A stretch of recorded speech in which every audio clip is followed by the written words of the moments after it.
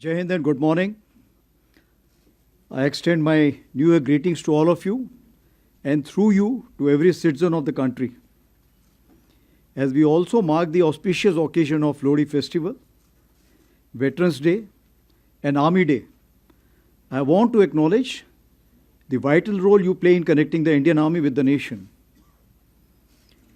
Your responsible and accurate reporting strengthens public trust and helps present the Army's work in its true perspective. Of course, Sindoor was a witness to both, that is the patriotism and over-enthusiasm. So the past year saw a sharp rise in the number and intensity of armed conflicts worldwide. These global shifts underline a simple reality. Nations that stay prepared prevail. In this backdrop, Operation Sindoor, India's calibrated and resolute response to cross-border terrorism, demonstrated our readiness, precision, and strategic clarity.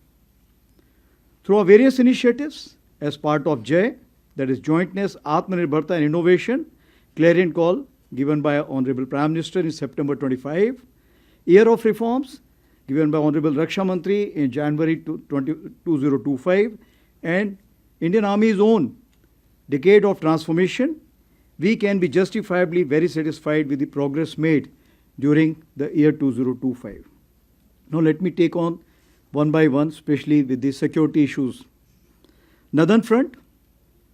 The situation along the Northern Front remains stable, but needs constant vigil. Apex level interactions, renewed contact, and confidence building measures are contributing to gradual normalization of situation that has also enabled grazing, hydrotherapy camps, and other activities along the northern borders. With our continued strategic orientation on this front, our deployment along the line of actual control remains balanced and robust.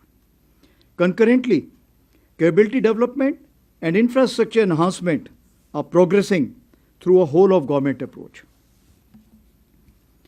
As regards the Western Front, following the Pahalgam terror attack, a clear decision to respond decisively was taken at the highest level. Sindoor was conceptualized and executed with precision. Through 22 minutes of initiation on 7th May and an orchestration that lasted 88 hours up to 10th May, the operation reset strategic assumptions by striking deep, dismantling terror infrastructure, and puncturing the long-standing nuclear rhetoric. The Army successfully destroyed 7 out of the 9 targets and thereafter played a pivotal role in ensuring calibrated response to PAK actions. As you may be aware, Operation Sindoor remains ongoing. Any future misadventure will be resolutely responded to. Here I must acknowledge the proactive role of all stakeholders at the national level, including CAPFs, intelligencies, civic bodies, state administration, and other ministries, whether it's MHA, MAITI, railways, and many more. Operation Sindoor was the best example of tri-service synergy under clear-cut political directive and full freedom to act or respond. In J&K, since 10th May, the situation along the Western Front and J&K remains sensitive but firmly under control. In 2025, 31 terrorists were eliminated, of which 65% were Pakistan origin, including the 3 perpetrators of the Pahalgam attack neutralized in Operation Mahadev. Active local terrorists are now in single digits. Terrorist recruitment is almost non-existent, only 2 in 2025. Clear indicators of positive change in J&K include robust development activity, revival of tourism, and peaceful Sri Amarnath Yatra, which saw more than 4 lakh pilgrims, exceeding the 5-year average. The theme of terrorism to tourism is gradually taking shape. As regards the Northeast, neutral, transparent, and decisive actions by security forces, along with many proactive government initiatives, have led to a marked improvement situation in Manipur during 2025. Peaceful conduct of Durand Cup, resumption of cultural festivals like Shiroi Lili, Sangai, and renewal of suspension of operations, that is SU, with Kuki insurgent groups in September 25, have been key markers of stability. In response to turbulence in Myanmar, a comprehensive multi-agency security grid comprising of Assam Rifles, Army and Home Ministry is working towards insulating the Northeast from spillover effects. With successful conduct of phase 2 elections in Myanmar, we should be able to engage each other more effectively now. As regards the HADR, Humanitarian Assistance and Disaster Relief, the Army operated across 2 neighboring countries and 10 states. It rescued over 30,000 people, and during the Punjab floods in Pathankot, some of you would recollect the daring rescue of the CRPF personnel by an Army aviation helicopter from a collapsing building. In the border states, where I have delegated full authority to my div commanders, the Army was able to act even before formal requests were received from states. This reaffirms our role as the natural first responder during HADR crisis. Here, I must mention 14 Rajrif, Dharali, Uttarakhand, which lost 1 JSO 9 other ranks, continued to focus on the complete rescue operation and coordination at the initial stages. And that's what is the military motivation all about. Our 17 HADR bricks which we have planned are gradually taking shape pan-India. Now the battle of the future will not be won by a single arm or even a single service. It will be a national level enterprise. The Honorable Prime Minister captured this vision through the mantra of Jai, where jointness integrates our effort, Atmanirbharta empowers our capability, and accelerated innovation drives ideas into action. So based on the lessons drawn during Operation Sindoor and in line with the Indian Army's belief that change must come at the velocity of relevance, we prefix the verb acceleration to all our nouns, that is, initiatives. We followed what Subhash Chandra Bose once said, no real change in history has ever been achieved by discussions alone. It was a call for action, and I am happy to say that with guidance from the highest level, full trust of our Honorable Raksha Mantri, and encouragement from all stakeholders, the Indian Army has made significant strides. I shall now touch upon some important tangible updates on the 5 pillars of decade of transformation. Herein I must mention that the urgency for change has been catalyzed by the middle level officers of Indian Army and not by top down for a change. So the first pillar, that is the force restructuring, focuses on reviewing organizational structures to enhance multi-domain combat potency and utilize tail as teeth sharpener. This is a different term, tail as a teeth sharpener. Therefore, we have adopted a spiral development approach centered on organization as well as equipment. We have reoriented and created several structures. Rudra Brigade for high-tempo multi-domain operations, Bhairav Battalions, that is the light commando battalions for agility and disruptive effect. Similarly, Shaktiban regiments and Divyastra batteries for artillery will use UAS and counter-UAS for extended reach and real-time targeting.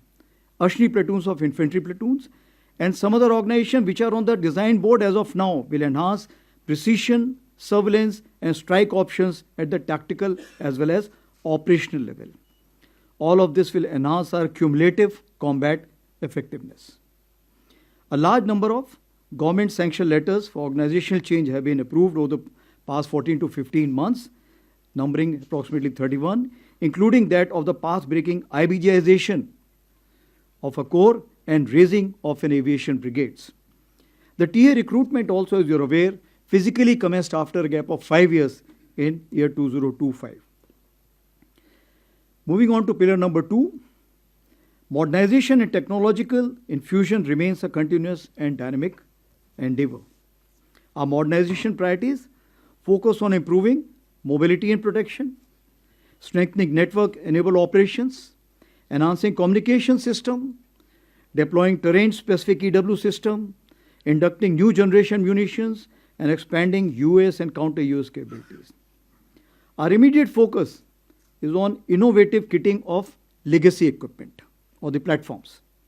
The next phase involves developing new systems and finally culminating in network-enabled multi-domain operations. advanced CW system, BrahMos, extended range, Pinaka, ALGR system, Pralay missiles, QRSAM with extended range, Lotte munitions, drones, UCAVs are some game-changing equipment in the pipeline. As for the emergency procurement 1 to 6 are concerned, they have sharply reduced acquisition timelines and created opportunities for Indian industries. The funding has increased substantially, especially for EP6. For the first time, even the corps commanders have been empowered with emergency procurement powers.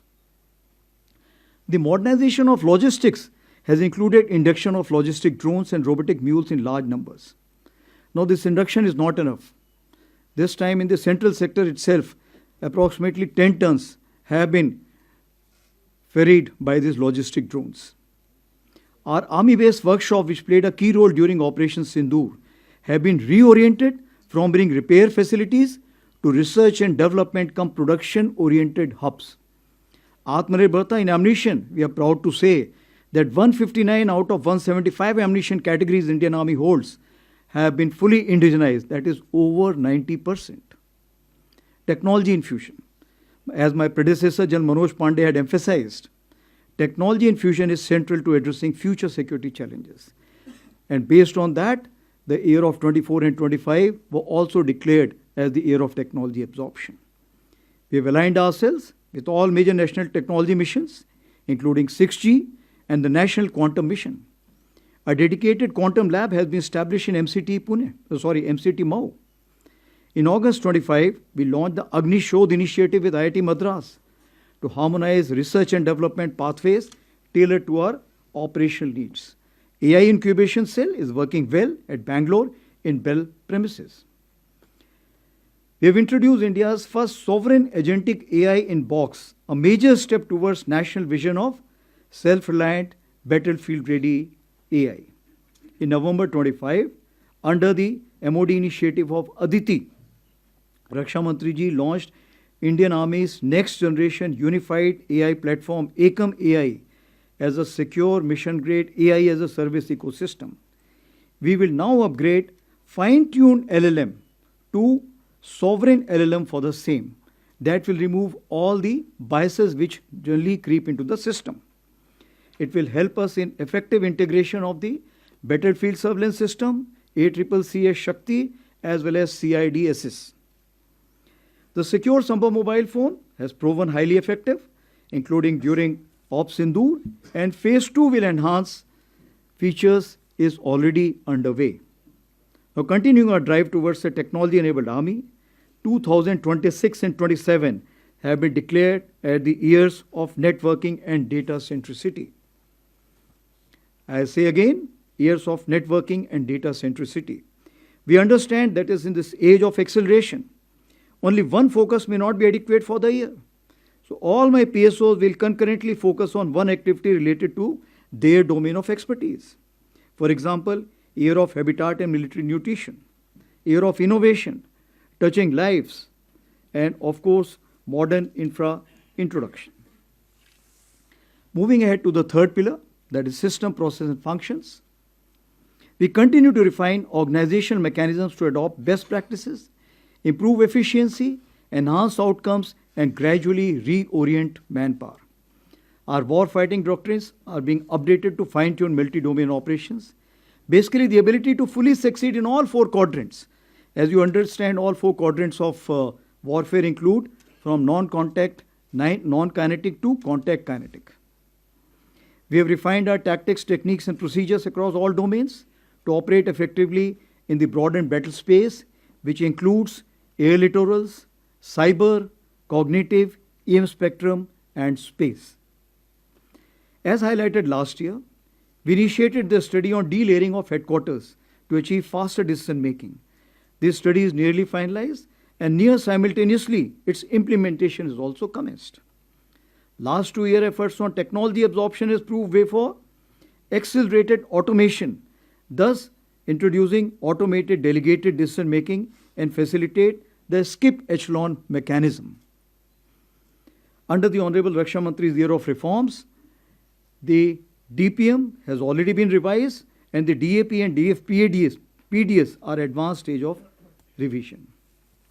As for the fourth pillar is concerned, that is human resource, it remains the Indian Army's greatest strength, and our vision is of human amplification where technology enhances the soldier. Mind you, I keep saying that we must ride on the technology and not allow the otherwise. The welfare and empowerment of our personnel, veterans, Veer Naris and their families remain central to our ethos. Regarding women officers and women soldiers, feedback on performance has been quite encouraging. We are expanding progressively, and as I had mentioned last year, we are now test bedding limited entries into the Territorial Army Home and Hearth with 36 vacancies. We have also opened up medical non-tech as well as Army Education Corps for the same. As announced last year, all women skydiving display team at Batinda was created, and now it has 12 members and they have completed approximately 520 jumps. To strengthen fiscal standards as a team all across the ranks and ensure fit mission-ready units, CPT 26 has been promulgated as a common physical proficiency benchmark from soldier up to the Chief of Army Staff. For the welfare of our veterans, Project Naman was launched in August 2024 with 14 centers. It's a single window for all requirements which a veteran may have. It has, from 50, it has expanded to 100, and the 100th one will be inaugurated while at Jaipur by the Raksha Mantri ji during the occasion of the Army Day Parade. It's a great example of whole of nation approach, partnership with Sparsh, Maiti and private banks, HDFC Bank, Axis Bank. I would also like to thank the 9 banks who have supported our initiative of providing rupees 1 crore accident insurance to our soldiers and veterans, of course, with various preconditions. As regards veterans, all army commanders have personally reached out to all the governors and the chief ministers of various states for the convergence on veterans' welfare and their role in nation building. Veteran Achiever Awards has got a traction where we are already going to achieve 150 at the time of Army Day Parade. As for the jointness integration is concerned, the fifth pillar, Operation Sindoor was a powerful demonstration of coordinated joint service planning and execution. The mandate for jointness and integration has been clearly defined at the highest level.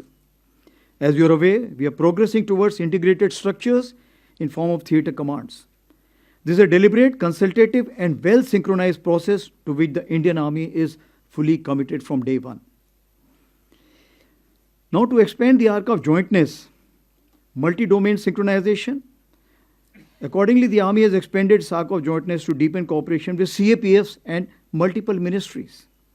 Communication support has been extended to forward CAPF units, about 40 BSF and ITBP units, integrated into the Army's Network for Spectrum, that is NFS. We are examining common chains for ammunition, health, services and supply systems. As for effective multi-domain operations execution, deeper civil-military industry collaboration will be essential. We have conducted convergence capsule at 28 locations along the border states, especially 8 border states where over 700 attendees from the civil side have been there. Even the High Command course, which is a classified course, has been opened up for 2 weeks this year for 40 participants from the policy, academia as well as the industry. Now in capability building development, the academia industry military troika remains central. The Army has shed traditional inhibitions and continues to reach out sharing concepts, sending officers on deputation and opening ranges and testing facilities to the industry.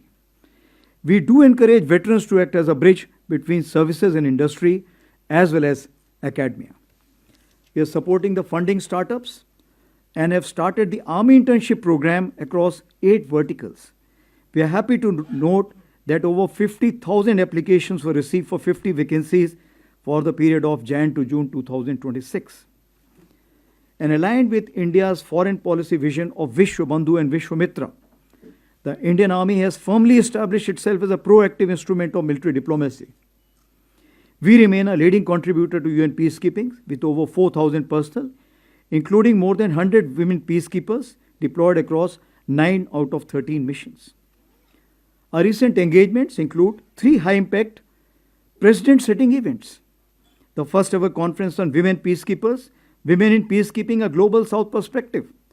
This was a conclave of Global South held in Feb 2025.